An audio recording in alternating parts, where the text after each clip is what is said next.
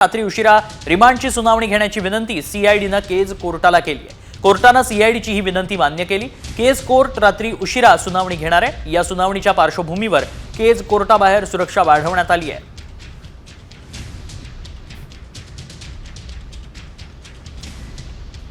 केज कोर्टात रात्री उशिरा या संदर्भातली सुनावणी होणार आहे आणि सीआयडीची विनंती केज कोर्टानं मान्य देखील केली आहे। त्यामुळे रिमांडची सुनावणी आजच केली जाणार आहे।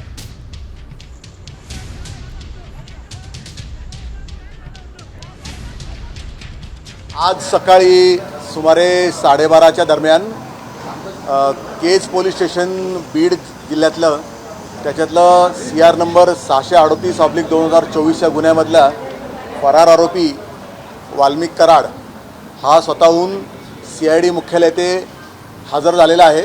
त्याला CID पुणे यांनी ताब्यात घेतलेला आहे। जुजबी त्याची थोडीफार चौकशी करून तदनंतर त्याला आम्ही आमच्या टीमसह तपासी अंमलदार जे आहेत आमचे बीड CID पथकाचे अनिल गुजर यांच्या ताब्यात देण्याकरता त्यांना रवाना केलेला आहे। दरम्यान CID ऑफिसमध्ये आत्मसमर्पण करण्याआधी वाल्मिक कराडनं स्वतःचाच व्हिडिओ शेअर करत आपण दोषी नसल्याचं म्हटलंय। वाल्मिक कराडनं स्वतःचा व्हिडिओ शेअर केलाय आणि आपण या संपूर्ण प्रकरणात दोषी नसल्याचं म्हटलंय।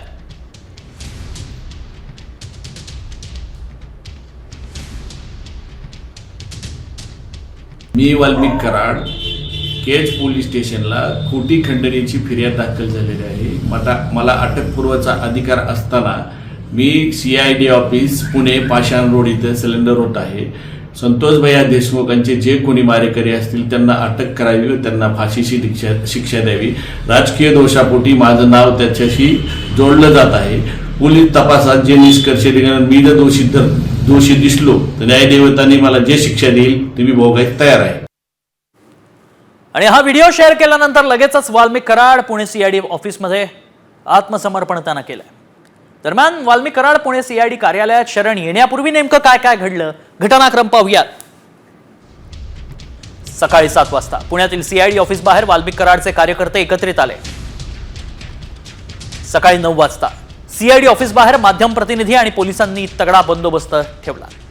सकाळी 10 वाजता CID ऑफिस बाहेर पुणे पोलिसांकडून सुरक्षेचा आढावा घेण्यासाठी दाखल। सकाळी 11 वाजता वाल्मिक कराड CID कार्यालयात दाखल होणार अशी माहिती समोर आली। दुपारी 12 वाजता पुणे CID सरेंडर करणार असल्याचं स्वतः वाल्मिक कराडकडून व्हिडिओ शेअर करत म्हणण्यात आलं। 12:15 वाजता दुपारी MH23 BG 2231 स्कॉर्पिओ या वाहनातनं चेहरा लपवत वाल्मिक कराड CID कार्यालयात। दुपारी 1 वाजता CIDचे अतिरिक्त पोलीस महासंचालक प्रशांत बुर्डे यांच्याकडून वाल्मिकची चौकशी।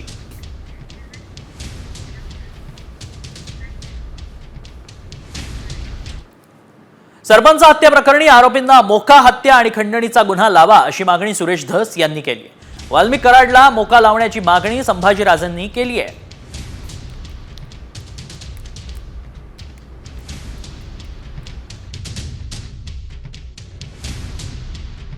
अच्छा, मोका तर माननीय मुख्यमंत्री महोदयांनी मोक्याची घोषणा केलेली आहे। त्याच्यामुळे या केसमध्ये 302, 120B, खंडणी आणि मोका हे सर्वच्या सर्व गुन्हे त्या ठिकाणी या सगळ्या आरोपींच्या वरती लागणार आहेत। हे मी नाही, राज्याच्या सर्वोच्च व्यक्तीने ही घोषणा केलेली आहे। 22 दिवसांतर ह्याला सुचलं सरेंडर व्हायला।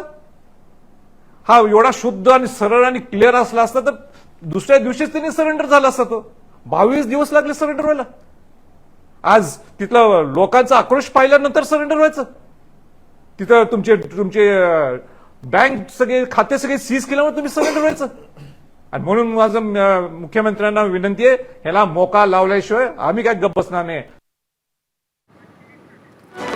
आणि ही थेट दृश्य बघतोय आपण ऑस्ट्रेलियामध्ये नववर्षाचं स्वागत करण्यात आलंय। सिडनीतनं खास नजारा साम टीव्हीच्या प्रेक्षकांसाठी जोरदार आतषबाजी, नववर्षाचं जल्लोषात स्वागत। सिडनी ओपेरा हाऊस दर्शन होतं इथे आपल्याला आणि सिडनीतली ही विहंगम दृश्य। सिडनीमध्ये देखील नव्या वर्षाचं ऑस्ट्रेलियामध्ये नव्या वर्षाचं जल्लोषात स्वागत करण्यात येत आहे। न्यूझीलंड नंतर ऑस्ट्रेलियात नववर्षाचं स्वागत करण्यात आलंय।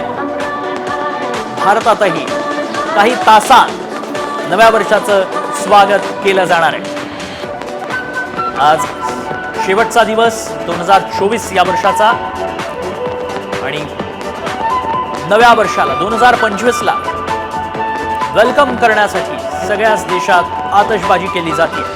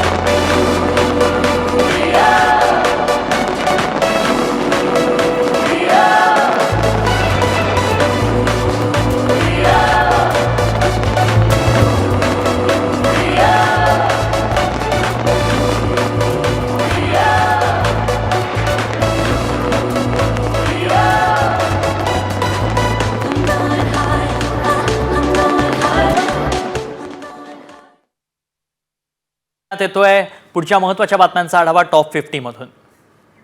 सरत्या वर्षाला निरोप आणि नववर्षाचं स्वागत करण्यासाठी पर्यटक रायगडच्या समुद्रकिनारी दाखल झालेत।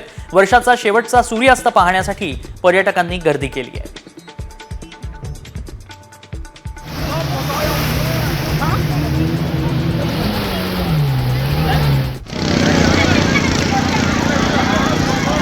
नव्या वर्षाच्या स्वागतासाठी पर्यटकांची सर्वाधिक पसंती कोकणाला मिळाली आहे आणि त्यामुळेच कोकणातील हॉटेल्स बीच सध्या पर्यटकांनी भरून गेलेत। समुद्राखालचं सौंदर्य पाहण्यासाठी पर्यटक स्कुबा डायव्हिंगचाही आनंद लुटतात।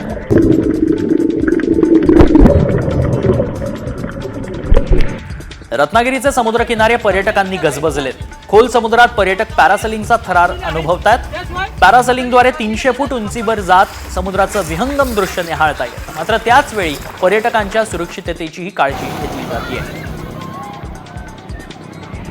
सिंधुदुर्ग जिल्ह्यात यावर्षी मोठ्या प्रमाणात पर्यटक दाखल झालेत। मालवण, देवगड आणि वेंगुर्ल्यातील समुद्र किनाऱ्यावर पर्यटनाचा मनमुराद आनंद पर्यटक लुटतात। समुद्री साहसी खेळाचा देखील पर्यटक आनंद लुटताना पाहायला मिळतात।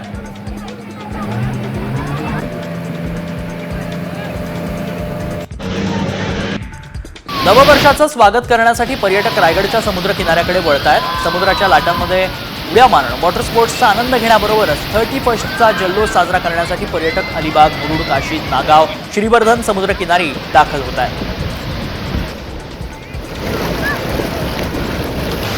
नवीन वर्षाच्या स्वागतासाठी अहिल्यानगर जिल्ह्यातील भंडारदरा धरण परिसरात सज्ज झालाय। इथं टेंट सिटीसह बोटिंगची व्यवस्था करण्यात आली आहे। पर्यटकांना चांगली सुविधा मिळावी यासाठी वनविभागही सज्ज झालाय। पर्यटकांना या ठिकाणी आदिवासी नृत्याचा आनंद घेता येणार आहे।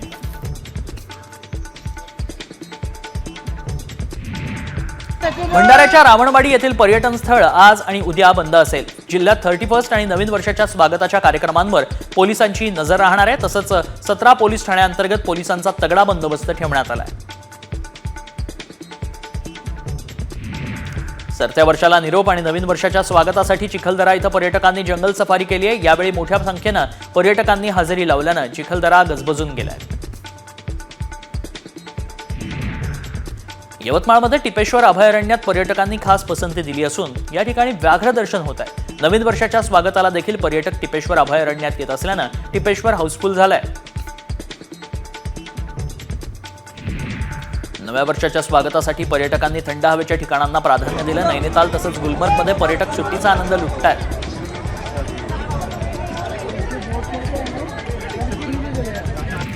मुंबईच्या सिद्धिविनायक मंदिरात भाविकांनी अलोट गर्दी केली आहे। त्यामुळे सिद्धिविनायकाचं दर्शन 24 तास सुरू राहणार आहे। सिद्धिविनायक न्यासाकडूनही भाविकांसाठी मंदिरात विशेष व्यवस्था करण्यात आली आहे। नव्या वर्षाचं स्वागत देवीचं दर्शन घेऊन करण्याच्या उद्देशानं शेकडो पर्यटक भाविक कोल्हापुरातही दाखल झाले। अंबाबाई मंदिरात भाविकांनी गर्दी केली आहे। गेल्या आठवडाभर कोल्हापुरात देशभरातील लाखो भाविकांनी भेट दिली आहे। सरत्या वर्षाला निरोप देण्यासाठी आणि नवीन वर्षाचं स्वागत करण्यासाठी राज्यभरातून भाविक मोठ्या संख्येनं पंढरपुरात दाखल झाले. भाविकांबरोबरच मराठी कलाकारांनी आजच विठ्ठल रुक्मिणी दर्शनासाठी पंढरपुरात हजेरी लावली. मंदिर परिसरातील रस्ते गर्दीनं फुलून गेले. नव्या वर्षाच्या स्वागतासाठी अक्कलकोटमध्ये भाविकांची गर्दी दिसतीये. श्री स्वामी समर्थ मंदिरात दर्शनासाठी हजारोंच्या संख्येनं भाविक दाखल झाले. महाराष्ट्रासह आंध्र, कर्नाटक, तेलंगणा, गोवा आणि गुजरातमधून भाविक आले. पहाटेपासूनच भक्तांनी मंदिराबाहेर रांगा लावल्या.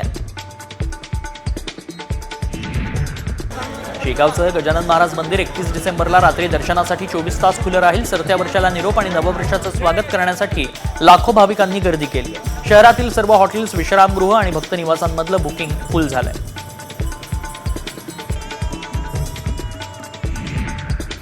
सरत्या वर्षाला निरोप आणि नववर्षाची सुरुवात करण्यासाठी शिर्डीत भाविकांनी गर्दी केली. आज साई मंदिर रात्रभर खुलं राहणार असून 12 वाजता मंदिर परिसरात साई भक्त मोठ्या जल्लोषात नव्या वर्षाचं स्वागत करतील. नव्या वर्षाच्या स्वागतासाठी शिर्डीत साई समाधी स्थान, गुरुस्थान, द्वारकामाई, चावडी या ठिकाणी आकर्षक फुलांची सजावट करण्यात आली. देशभरातून साई भक्त शिर्डीत दाखल झाले. दरवर्षीप्रमाणे रात्री 12 वाजता जल्लोषात नव्या वर्षाचं स्वागत करण्यात येणार आहे. सरत्या वर्षाला निरोप देण्यासाठी शनी शिंगणापूरमध्ये भाविकांची गर्दी झाली आहे. नवीन वर्षाची सुरुवात दर्शनानं करण्यासाठी अनेक भाविक मंदिरांकडे धाव घेताना पाहायला मिळतात. त्यातच सोमवती अमावस्या असल्यानं शनी शिंगणापूरजवळ रांगा लावल्या. अमरावती पोलिसांकडून हेल्मेट वापरण्याबद्दल यमदूताची प्रतिकृती साकारत जनजागृती करण्यात आली आहे. यमराजाचा पोशाख धारण करून दुचाकी चालकांना हेल्मेट वापरण्याचं आवाहन यावेळी करण्यात आलंय.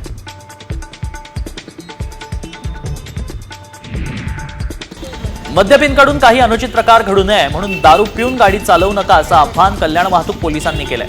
31 साजरा करा, मात्र शिस्त पाळा. याबाबत जनजागृती करण्यासाठी कल्याण वाहतूक पोलीस रस्त्यावर उतरले. 2025 या नववर्षाच्या स्वागताला जगभरात सुरुवात झाली आहे. न्यूझीलंडमध्ये सर्वप्रथम नवीन वर्षाचं जल्लोषात स्वागत करण्यात आलंय.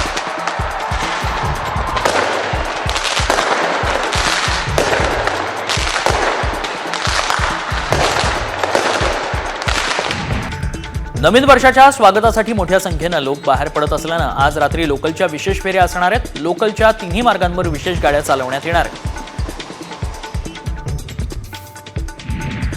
मुंबई प्रवासी आरक्षण प्रणाली आज रात्री 12:15 ते 1:15 या कालावधीमध्ये बंद राहील.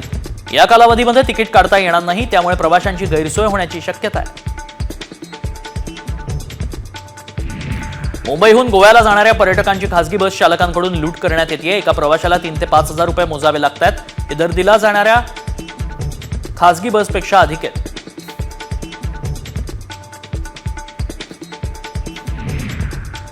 पुण्यात कोरेगाव भीमा येथील विजय स्तंभावरती 207 शौर्य दिन साजरा केला जाणार आहे. प्रशासनाची पूर्ण तयारी झाली असून विजय स्तंभावरती आकर्षक फुलांची सजावट करण्यात आली आहे.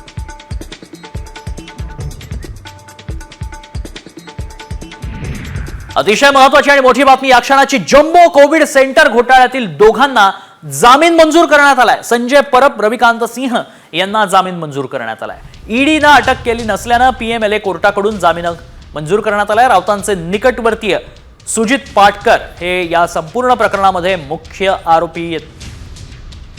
मात्र संजय परब आणि रविकांत सिंग यांना जामीन मंजूर करण्यात आल्याचं पाहायला मिळत आहे. त्यामुळे जम्बो कोविड सेंटर घोटाळ्यातील दोघांना आता जामीन मंजूर झालाय.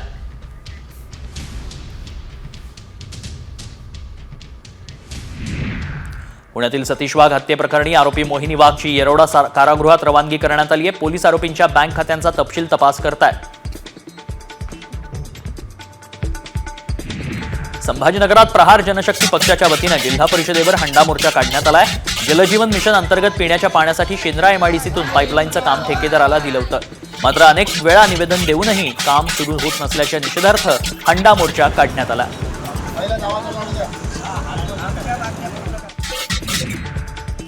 नाशिकच्या मालेगावात रोहिंग्यांविरोधात मोर्चा काढण्यात आला. सामाजिक संघटनांकडून मालेगाव रोहिंग्या बांगलादेशी मुक्त झालाच पाहिजे अशा घोषणा देण्यात आल्या. यावेळी मालेगावात पोलीस आयुक्तालय पाहिजे ही जुनी मागणी जोर धरू लागली आहे. याबाबत अप्पर जिल्हाधिकारी कार्यालयावर मोर्चा काढत निवेदन देण्यात आलं. वाशिममधल्या केकतउमरा इथं रास्ता रोको आंदोलन करण्यात आलं. या रस्त्याचं काम मागील 6 महिन्यांपासून रखडल्यानं गावकऱ्यांना त्रास सहन करावा लागतोय. अनेक वेळा मागणी करूनही काम होत नसल्यानं नागरिकांनी आंदोलन केलंय.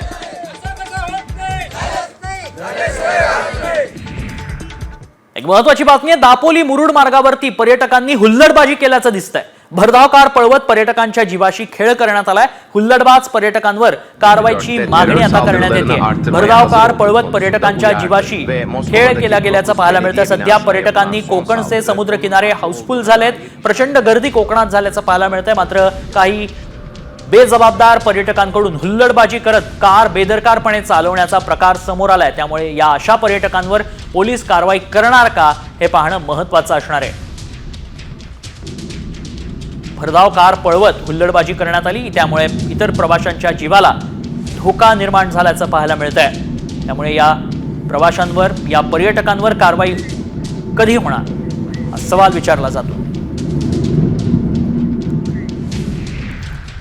जालन्यात भांडी घासायची पावडर विकणाऱ्या तिघांना जमावानं जोर समजून मारहाण केली आहे. लाठीकाठ्या पट्ट्यानं तिघांना मारहाण करण्यात आली असून तिघेही यात गंभीर जखमी आहेत. जालन्यातील गुळखंड तांडा इथं ही घटना घडली. दरम्यान 45 जणांविरोधात गुन्हा दाखल करण्यात आलाय. समृद्धी द्रुतगती महामार्गावर दुचाकी आणि 3 चाकींना प्रवेश बंदी आहे. मात्र तरी देखील एक दुचाकीस्वार सुसाट वेगानं समृद्धी महामार्गावर धावताना दिसलाय. मात्र तरीही समृद्धी महामार्ग प्रशासन यावर कोणतीही उपाययोजना करताना दिसत नाही. उजनी धरणाच्या पाणलोट क्षेत्रात सध्या विविध परदेशी पक्ष्यांचं दर्शन घडतंय.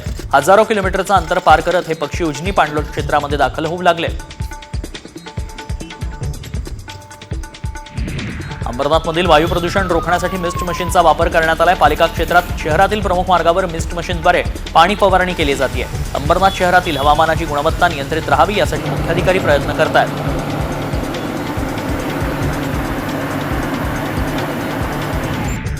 माजी क्रिकेटपटू विनोद कांबळेचा एक व्हिडिओ सध्या सोशल मीडियावर व्हायरल होतोय. या व्हिडिओमध्ये विनोद कांबळे हॉस्पिटलमध्ये दाखल असताना तेथील कर्मचाऱ्यांसोबत चक दे इंडिया गाण्यावर नाचताना आणि गाताना दिसतो.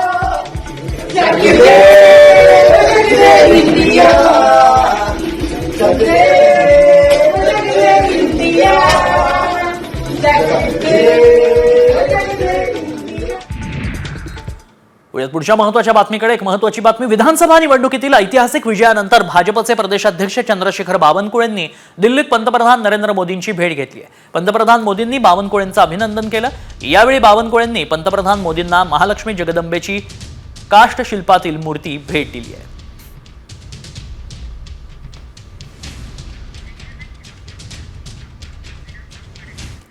बातमीपत्रात या पुढच्या महत्वाच्या बातम्यांचा आढावा सुपरफास्ट. अवकाळी पावसानंतर आता वातावरणामध्ये धुकं दिसू लागलंय. या वातावरण बदलामुळे गव्हाच्या पिकावर अळीचा प्रादुर्भाव वाढताना दिसेल. यामुळे गहू उत्पादक शेतकऱ्यांमध्ये चिंतेचं वातावरण पसरलंय. शेतकऱ्यांना आपल्या पिकांना वाचवण्यासाठी महागड्या औषधांची फवारणी करावी लागतेय. बारामतीमध्ये वातावरण बदलानं आंबा मोहर धोक्यात आलाय. थंडी आणि धुक्यामुळे आंब्याचा मोहर गळू लागलाय. मोहर गळती थांबावी यासाठी शेतकऱ्यांना आंब्याच्या झाडावर औषध फवारणी करावी लागतेय.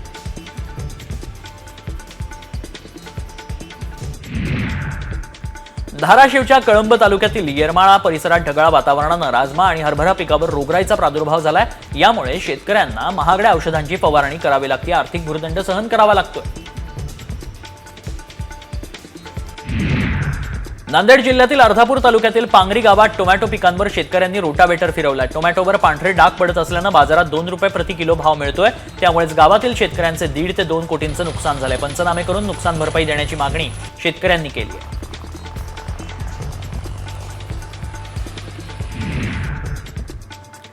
अकोल्याच्या कृषी उत्पन्न बाजारात नव्या तुरीच्या दरात मोठी घसरण झाली आहे. 465 रुपयांनी प्रति क्विंटल मागे दर घसरलेत.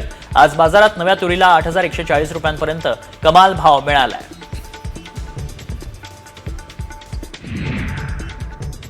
चालू हंगामात कांदा उत्पादन खर्चात वाढ झाली आहे. खतांच्या किमतीत वाढ झाल्यानं शेतकऱ्यांचं आर्थिक समीकरण कोलमडलंय. तसंच शेतकऱ्यांना मजूर टंचाईचा सामना देखील करावा लागतोय.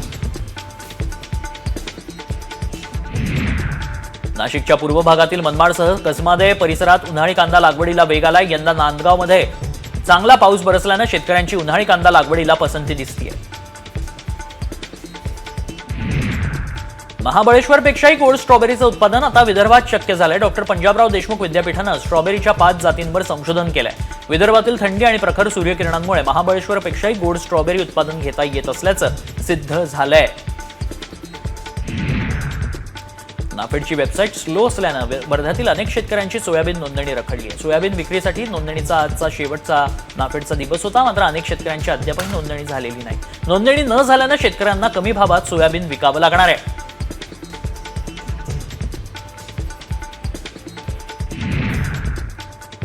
दोडामार्ग वीजघर मुख्य राजमार्गावरती खाटीबडे इथं सोमवारी टसररात्री रस्त्यावर आली. त्यामुळे वाहतूक तब्बल अर्धा तास ठप्प झाली होती. यामुळेच स्थानिक ग्रामस्थांनी रस्त्यावर आलेल्या टस्कर हत्तीला जंगलाच्या दिशेनं हुसकावून लावलं. त्यानंतर वाहतूक पूर्ववत झाली. पुण्यात एका जंगली तरसानं थेट लोकवस्तीमध्ये शिरत माणसांवर हल्ला चढवलाय. मंचर जवळच्या शेवाळवाडीत हा खळबळजनक प्रकार घडला. तरसाच्या हल्ल्यात 3 जण जखमी झालेत. त्यातील जखमी झालेल्या तरुणानं धाडस दाखवत तरसाला घरात कोंडून ठेवत स्वतः पळ काढलाय. कोल्हापुरात राधानगरीच्या अभयारण्यात राज्य प्राणी शेकरूचं दर्शन झालंय. अनेक पर्यटक राधानगरी दाजीपूर अभयारण्यात विविध प्राणी पाहण्यासाठी दाखल झाले. शेकरूचं दर्शन झालं. ठाण्यातील पाचपाखडीत एका सीएनजी रिक्षाला आग लागली. सदरच्या घटनेत कोणतीही जीवितहानी झालेली नाही. अग्निशमन दलाच्या वतीनं आग आटोक्यात आणण्यात आली.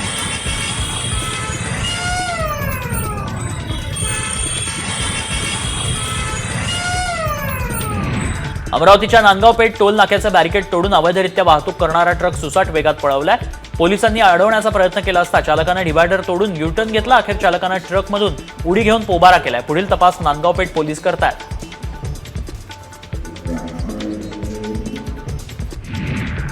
यवतमाळच्या बणी तालुक्यात कापूस विक्रीसाठी घेऊन जाणारा ट्रॅक्टर आबई ते शिरपूर रस्त्यावर उलटलाय. यात शेतकऱ्याचं मोठं नुकसान झालं. रस्त्यावर मोठ्या प्रमाणात कोळशाची वाहतूक होत असल्यानं संपूर्ण रस्त्यावर खड्ड्यांचं साम्राज्य पसरलंय, ज्याचा त्रास इतर वाहनांना सहन करावा लागतोय. सोलापूर करमाळा कर्जत रस्त्यावर रायगाव इथं एसटी बसचा अपघात झालाय. अपघातात 6 प्रवासी गंभीर जखमी झालेत. इतर प्रवासी किरकोळ जखमी झालेत.